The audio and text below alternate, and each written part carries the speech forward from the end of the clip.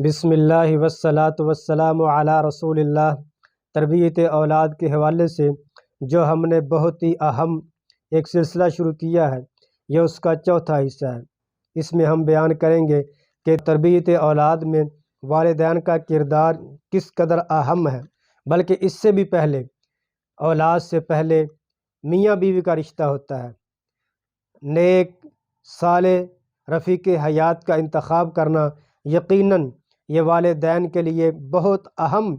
ذمہ داری ہوتی ہے کہ وہ اپنے بچوں کے لیے جب کسی رشتے کا انتخاب کریں تو وہ اس چیز کو ضرور ملحوظ رکھا کریں کہ جب کل کو ان کی اولاد ہوگی تو ان کی تربیت کیسے ہو پائے گی،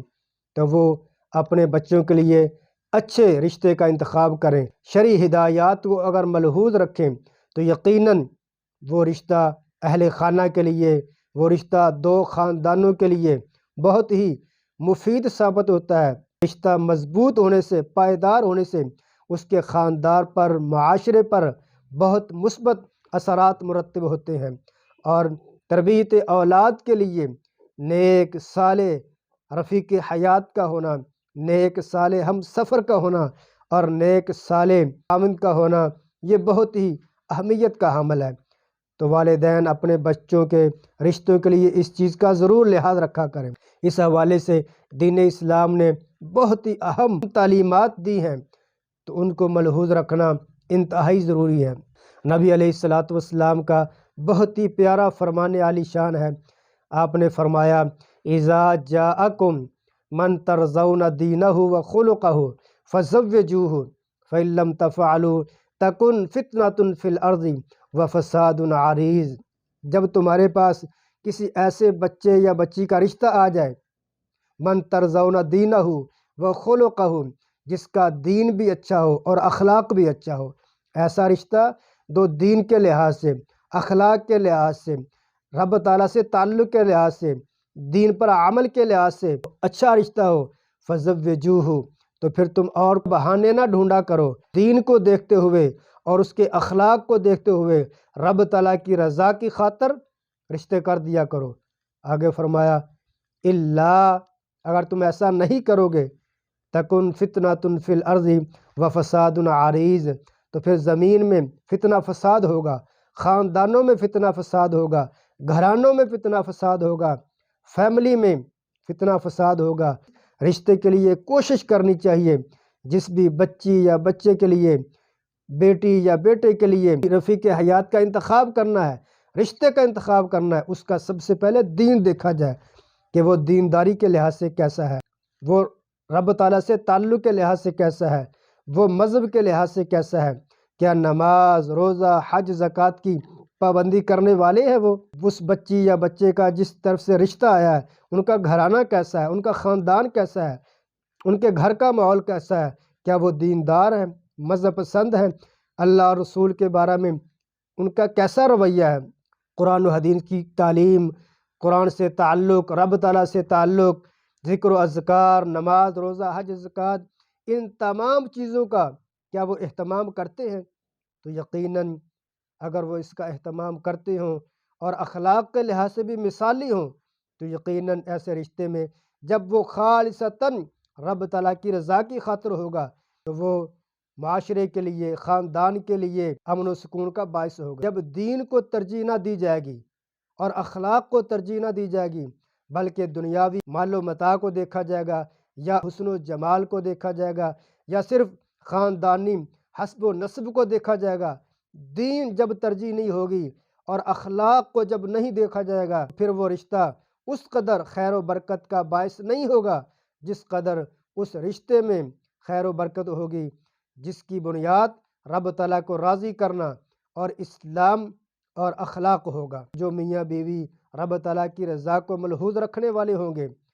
اللہ اور نبی علیہ الصلاۃ والسلام کے احکامات کی پاسداری کرنے والے ہوں گے، تو یقیناً اس گھر کا ماحول دینی ہوگا، اور پھر اس دینداری کے اثرات یقیناً ان کے بچوں پر ہوں گے۔ تو تربیت اولاد کے لیے، بچوں کے لیے دینداری، اخلاقیات، کردار اور گفتار کو دیکھنا بہت ہی اہم ہے۔ اور دوسری حدیث مبارکہ نبی علیہ الصلاۃ والسلام نے فرمایا تنکح المرأۃ لأربع، عورت سے شادی کی جاتی ہے یا اس کا انتخاب کیا جاتا ہے تو وہ 4 چیزوں کی بنیاد پر، لمالہا اس کے مال و دولت کی وجہ سے، ولحسبہا اس کے حسب و نسب کی وجہ سے، ولجمالہا اس کے حسن و جمال کی وجہ سے، ولدینہا اس کے دینداری کی وجہ سے۔ اور آخر میں نبی علیہ الصلوۃ والسلام نے فرمایا فاظفر بذات الدین، تو ان 4 چیزوں میں سے بندہ مومن مسلمان کو جس چیز کو سب سے اہم رکھنا چاہیے اور سب سے زیادہ اہمیت دینی چاہیے وہ دین ہے۔ تو جہاں پر دینداری ترجیح ہوگی،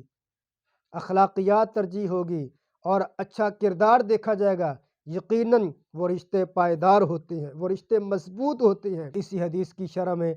امام نووی علیہ الرحمہ نے بہت ہی شاندار نقطہ بیان کیا ہے۔ کہتے ہیں کہ اس حدیث میں اصل میں نبی علیہ الصلوۃ والسلام نے معاشرے کی جو ترجیحات ہیں اس کی عکاسی فرمائی ہے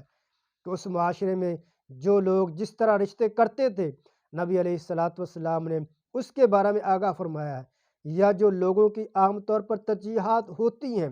اور رشتے کے بارے میں جس چیز کو عام طور پر لوگ دیکھتے ہیں نبی علیہ الصلوۃ والسلام نے اس کو پہلے بیان فرمایا مال و دولت کی وجہ سے رشتہ کیا جاتا ہے، حسب و نسب کی وجہ سے کیا جاتا ہے، حسن و جمال کی وجہ سے کیا جاتا ہے، لیکن دین کیا کہتا ہے؟ وَلِدِینِہَا دین کی وجہ سے رشتہ کیا جائے۔ میاں بیوی 24 گھنٹے اپنی زندگی کو اللہ اور اس کے رسول کی اطاعت و فرما برداری کے دائرے میں رہ کر کریں گے تو یقیناً خاوند اپنے فرائض اور ذمہ داریوں کا خیال رکھے گا اور بیوی اپنے فرائض اور ذمہ داریوں کا لحاظ رکھے گی، لہذا وہ دونوں افراد آپس میں بھی باہمی پیار محبت سے زندگی گزاریں گے اور ان کے آپس کے جو سسرالی تعلق اور رشتہ دار ہیں ان سے بھی وہ رب تعالیٰ کی رضا کی خاطر جب ان سے تعلق رکھیں گے، بڑوں کا احترام کریں گے، چھوٹوں سے شفقت کریں گے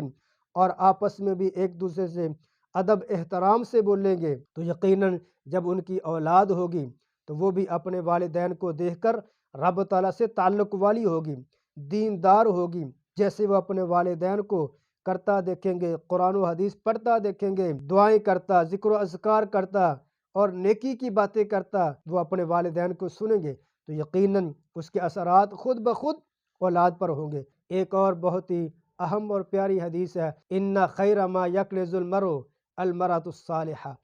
سب سے بہترین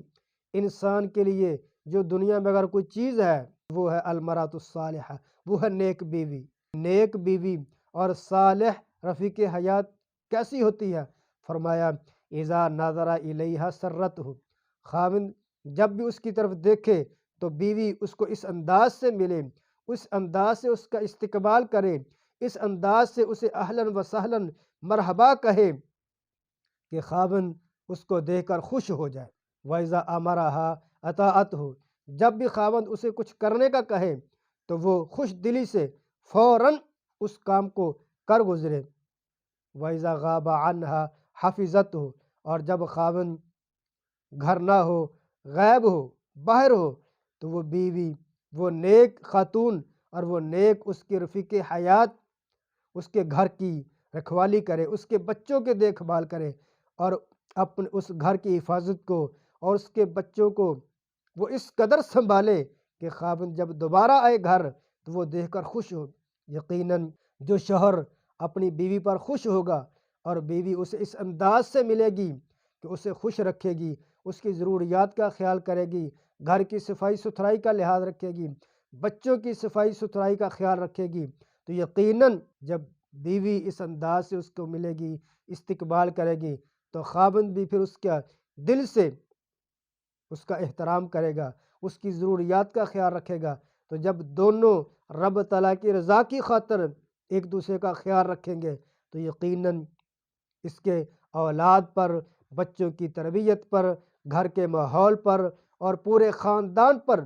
مثبت اثرات مرتب ہوتے ہیں۔ تربیت اولاد کے لیے جہاں پر اور دیگر چیزوں کا خیال رکھنا ضروری ہے وہاں پر یہ بھی بہت اہم ہے کہ جب والدین اپنے بچوں کے لیے رشتے کا انتخاب کریں تو سب سے پہلے دینداری کو دیکھیں، اخلاق کو دیکھیں، کردار کو دیکھیں، کیونکہ جب کل کو ان کے بچے ہوں گے تو اگر وہ خود والدین نیک ہوں گے، با حیا ہوں گے، با کردار ہوں گے، صدق و امانت داری کے پیکر ہوں گے اور حسن اخلاق کردار میں نمونہ ہوں گے، تو یقیناً پھر ان کی اولاد بھی صاحب ایمان ہوگی، دیانتداری والی ہوگی، رب تعالیٰ سے تعلق والی ہوگی اور حسن اخلاق اور کردار کے وہ بھی پیکر ہوں گے۔ وما علیہ الا البلاغ۔